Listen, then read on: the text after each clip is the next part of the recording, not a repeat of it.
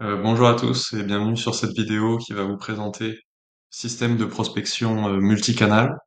Donc juste avant de commencer, moi c'est Cyril, fondateur du cabinet Goliath, un cabinet de consulting en prospection. Et on vous aide du coup à construire et adapter ce genre de système dans votre entreprise. Donc voilà pour la petite présentation. Puis passons tout de suite au cœur de la vidéo. Donc je vais vous présenter une campagne multicanal, la structure et les intérêts de ce type de système de prospection. Donc tout d'abord, la philosophie de la campagne multicanal, ça va être de multiplier les points de contact avec les prospects potentiels, les contacter et puis plusieurs fois de façon variée sur LinkedIn, par mail, par appel, comme ce qu'on fait finalement avec nos proches, avec des personnes qu'on connaît déjà. On peut très bien leur envoyer un message, les appeler, les pinguer sur un réseau social, leur envoyer un mail si on a quelque chose de valeur à leur transmettre. Donc voilà, donc l'idée c'est vraiment de reproduire un petit peu cette philosophie avec des prospects. Les 2 prérequis, on va dire, qu'on vous aide aussi à développer, à mettre en place, c'est, avoir un compte LinkedIn optimisé, donc ça c'est toute une série d'actions à faire et aussi avoir du contenu à haute valeur prêt. Parce que l'idée dans cette approche, c'est vraiment d'apporter directement un maximum de valeur, aux prospects potentiels sous forme de vidéos, de formations, de fichiers Excel, de livres blancs et cetera, qui vont l'aider à rapidement apporter des réponses à sa problématique et puis à vous associer aussi à cette expertise. Donc ensuite, quand il veut aller plus loin, il peut vous contacter directement. Donc voilà un petit peu l'idée générale. Donc je vais vous présenter le système complet, voilà à quoi ça ressemble, et il se divise en 3 étapes qu'on va voir en détail maintenant. Tout d'abord, la première étape, c'est l'étape du social warming, et là l'idée du coup c'est de se présenter finalement et que le prospect prenne connaissance de notre existence de façon assez élégante, assez simple et la moins lourde possible. Donc ça se passe principalement sur LinkedIn. On va du coup visiter son profil, on va potentiellement interagir avec lui via des posts LinkedIn, des commentaires, des choses comme ça, des likes de posts. Puis finalement, on va inviter le prospect potentiel. Le double intérêt, c'est tout d'abord qu'il prenne connaissance de notre activité et potentiellement de notre offre s'il est tout de suite intéressé. Et puis ça active aussi le levier, le biais de preuve sociale, ce qui va voir du coup que nous aussi on a un profil avec des gens qui interagissent et puis qui nous font confiance. Donc voilà, première étape, étape du social warming. La deuxième étape, c'est l'étape de lead nurturing. Donc en gros, on va apporter de la valeur au, euh, au prospect en prenant contact avec lui de façon assez simple et assez élégante. Donc l'idée vraiment, c'est de commencer à créer une relation personnelle. Donc là, on sort de la prospection automatisée où on envoie des messages à tout le monde. Non, là, on reprend la main et on augmente donc et on fait grandir son intérêt progressivement grâce au fameux contenu à haute valeur qu'on a évoqué plus tôt. Donc voilà. Donc après avoir invité le prospect, il y a deux scénarios possibles. Soit il accepte notre invitation et puis assez facilement, finalement, on va lui envoyer un ou des messages jusqu'à ce qu'il nous réponde et puis qu'on entre dans une discussion assez normale, assez amicale finalement. On peut aussi envoyer des vocaux maintenant, donc c'est assez intéressant, ça permet de se différencier, hein. Souvent quand on a un vocal, on a envie de l'écouter et puis potentiellement de répondre. C'est quelque chose de beaucoup plus humain qu'un message de prospection un petit peu classique.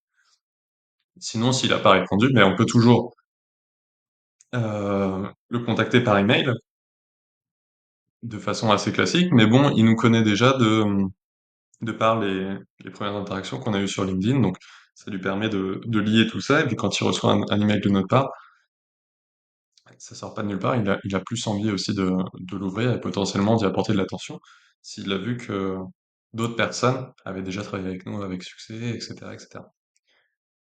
Donc voilà. Donc, on a invité notre prospect sur LinkedIn, on a échangé avec lui de façon personnelle par message, que ce soit via le réseau social ou par email. Arrive ensuite l'étape du call. Et cette fois-ci, on n'est pas dans du cold call. On va pas appeler quelqu'un qui nous connaît pas, et donc là, on est quelqu'un de tout de suite très dérangeant et très irritant. Et on peut avoir des approches beaucoup plus smooth. Et on peut arriver avec des choses, voilà, on a déjà échangé sur tel réseau. Est-ce que vous avez lu mon cas d'usage, qu'est-ce que vous pensez de ça? Est-ce que je peux vous aider sur cette problématique? Donc voilà, donc on a un call beaucoup moins froid et beaucoup plus naturel finalement à cette étape du process. Donc à la suite du call, il y a deux scénarios possibles. Soit le prospect accepte finalement notre proposition de rendez-vous, sachant que le call, bien sûr, le but du call, c'est juste d'avoir un rendez-vous. Donc si oui, il accepte, bon bah là on a le processus de vente qui entre. Ça c'est c'est de votre ressort et le deal est signé. Donc là tout le monde est content. Ou sinon, à l'issue du call, enfin oui à l'issue du call, le prospect n'accepte pas notre proposition de rendez-vous ou le deal n'est pas signé. Donc là on va pas perdre tout ce qu'on a fait, toute la connexion qu'on a commencé à développer et à créer avec ce prospect.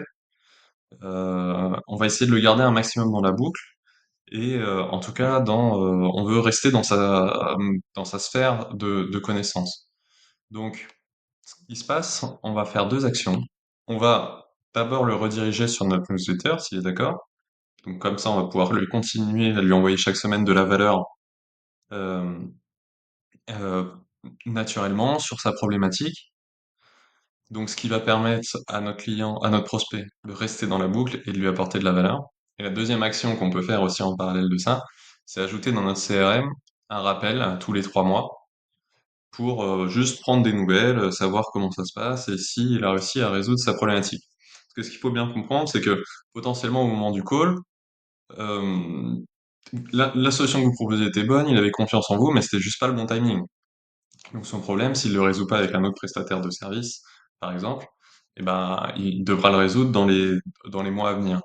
Donc, ce système de newsletter plus de rappel CRM permet de le garder dans la boucle. Et vraiment, c'est le but de notre deuxième étape de lead nurturing, de rester top of mind pour, au final, quand le besoin revient et pertinent et urgent pour le prospect, et ben, il connaît notre valeur, il sait qu'on a travaillé avec d'autres personnes. Et donc, c'est lui qui va faire la demande. Et on revient à la fameuse étape du call. Donc, il nous appelle ou on l'appelle suite à notre appel CRM. Et on retombe dans cette boucle en espérant que cette fois-ci, le deal soit signé. Donc voilà la présentation complète du système de prospection multicanal. Nous, l'idée chez Goliath, c'est vraiment de vous aider à construire ce genre de système et à l'adapter à votre organisation. Et voilà, et toutes les informations dans les commentaires de la vidéo. Merci, à bientôt.